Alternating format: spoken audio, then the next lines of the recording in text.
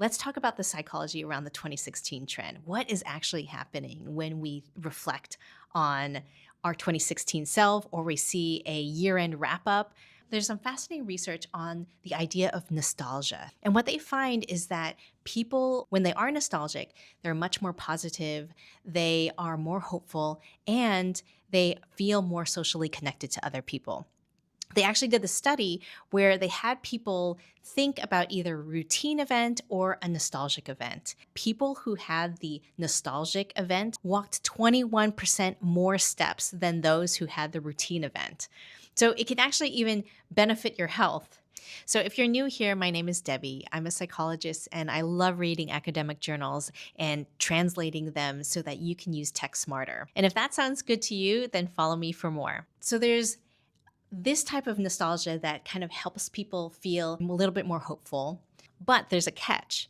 So researchers actually did this experiment where they were going to show people an ad for Disney, and it said, "You'll miss this when it's gone." One condition, they were imagining being at Disneyland and everything was awesome.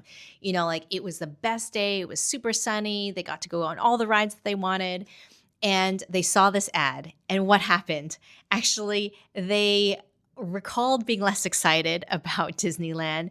They felt less positive emotions and they felt more negative emotions.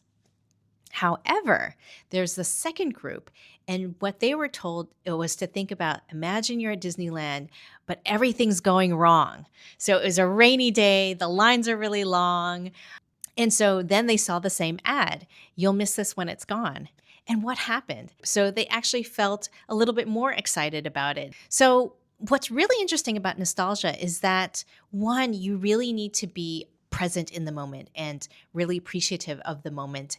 And in a very frustrating moment, you can think, you know what? I'll miss this when it's gone.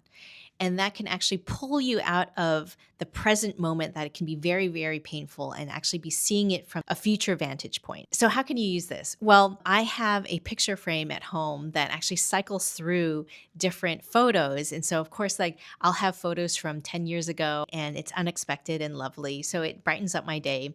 Another thing, curate a playlist. So whenever you're feeling really down, there might be that playlist that you have of music that you really loved back in the day that can really help kind of lift you out of a funky mood. So that is the psychology behind the 2016 trend. So good luck creating new awesome memories for 2026, and I'll see you in the next one.